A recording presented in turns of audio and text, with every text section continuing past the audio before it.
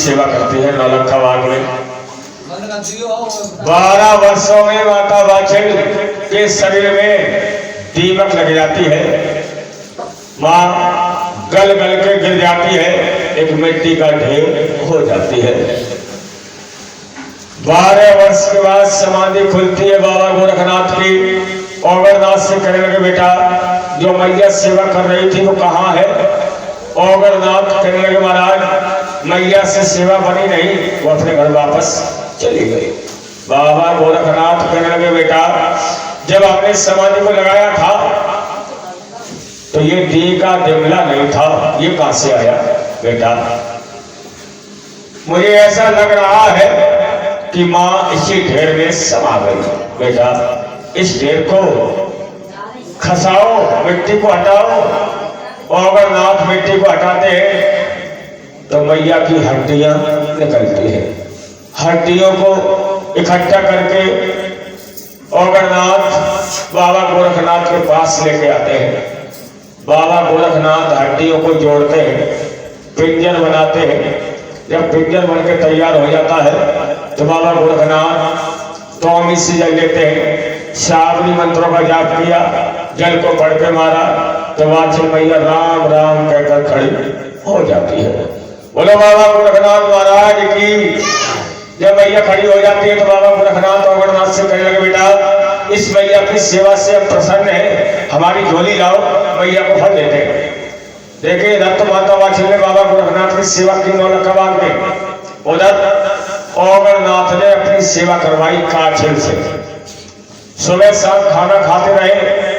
औगरनाथ काछिल के घर इसी लालच में कह दिया था तेरी बहन हमारे गुरु की सेवा कर रही है नौलखा बाग में, वो सेवा वाला फल हम तुझे दिलवा देंगे। आज वही वक्त आ गया।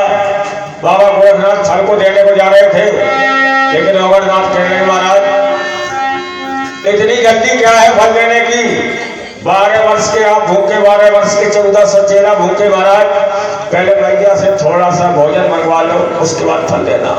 बाबा गोरखनाथ कहने लगे बेटी ये बात सही है, तूने संतों की सेवा की है, पहले थोड़ा सा भोजन लेके आना, और आज नहीं आना, कल नहीं आना, परसों नवमी के दिन भोजन भंडारे लेकर आना। माता वाचिल अपने घर चली जाती है बाबा गोरखनाथ के पैर छूकर। इधर औगरनाथ चले काछिल के घर और कहने लगे जाकर काछिल बाबा क्या कर रही? कछु नहीं बाबा, बैठे हैं जुआ देख रहे। जुआ ते जुआ बहुत होएगा, क्या बात है? हनाव रहेगा। अरे बाबा अनाव करती ठंडे पर महीना खड़े वो नहीं हना पाओ। अच्छा और बउआ छोड़ो, कल बाबा पानी में से तो भीग गए तो जुआ और ज्यादा हो गए। काछिल के बताते ऊपर पानी की जगह का जुआ बस से थे। ऐसा कर चली जा अपनी बहन वाचिल के घर, वो सेवा वाले कपड़ा मान कर ले आ, वो आएगी परसों नवमी के दिन भोजन भंडारे लेकर, लेकिन तू आ जा 8 है, एक दिन पहले आ जा, वो सेवा वाला फल हम तुझे दिलवा देंगे। तो आज काछे अपनी बहन वाचन के घर जा रही है और किस प्रकार से कपड़े छलकर ला रही है।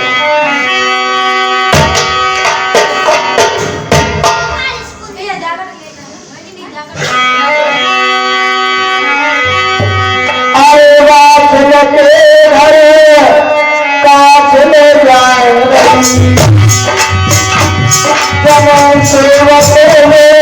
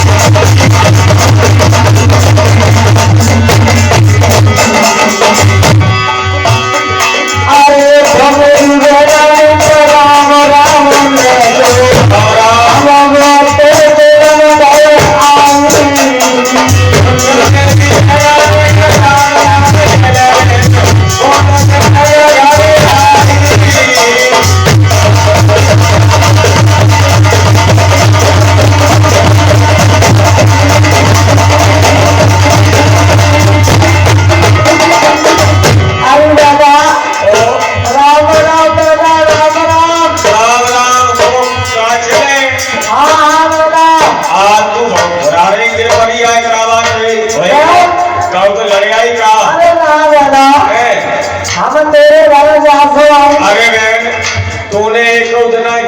जाओ ना है कि खून कर देती कि कहूँ हाईजाल ले ले। अरे खून नहीं लेना, फोन होत करे फोन। हाँ ये वे ना हमने कहूँ नहीं खाओ तो मना पागल रहता तब काय फोन फायदे की चीज है। फोन बात करने की ये क्यों खबर करता है, ये क्यों है कहते दाल। हाँ जो मिला है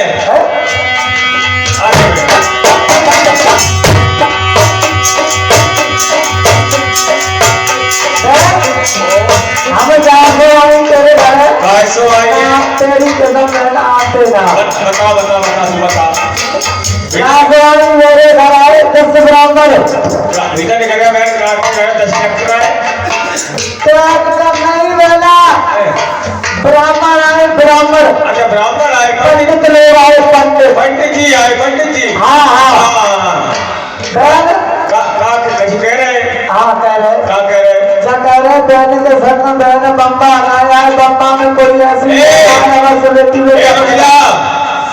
सिर पे नहीं बना कर बहन तू सब रहो नाई तू बम्बा नाई बताओ ये गंगा बताएंगे भाई गंगा जी हलाया। हाँ हाँ गंगा हाँ चल गंगा गंगा हलाया वो समय ना है बहन समय कौन जाएगी।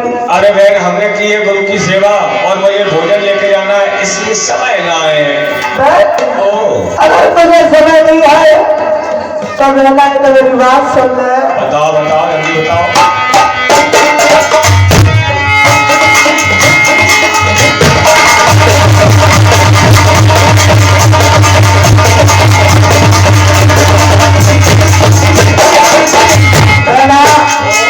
अगर तुम्हें समय नहीं है अगर खाना लेगा तो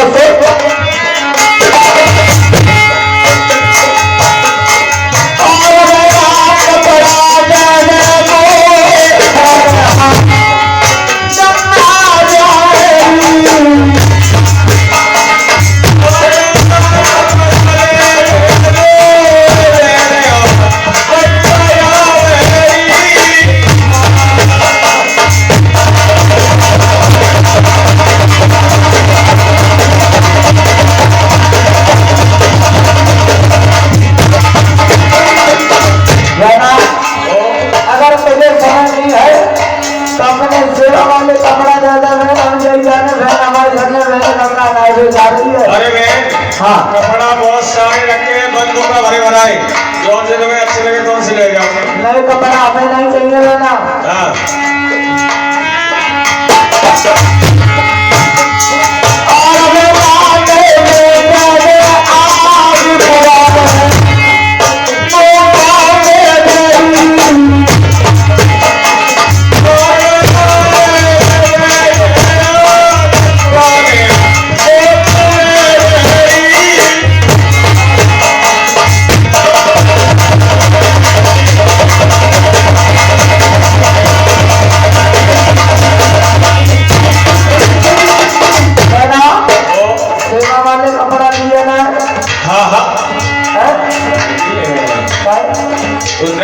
जा कौन से अच्छे लगे कौन से ले जा पूरा बंदूक का खींच ले जा बंदूक का नहीं संदूक का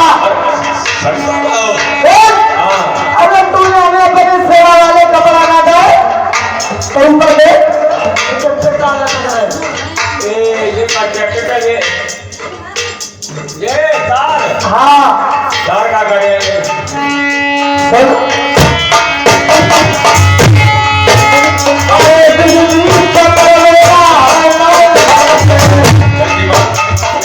देख बिजली पकड़ के देर बदी कर बहुत जल्दी तेरे आंगन में बच्चे नहीं ना और अगर बिजली न पकड़ी तो सोच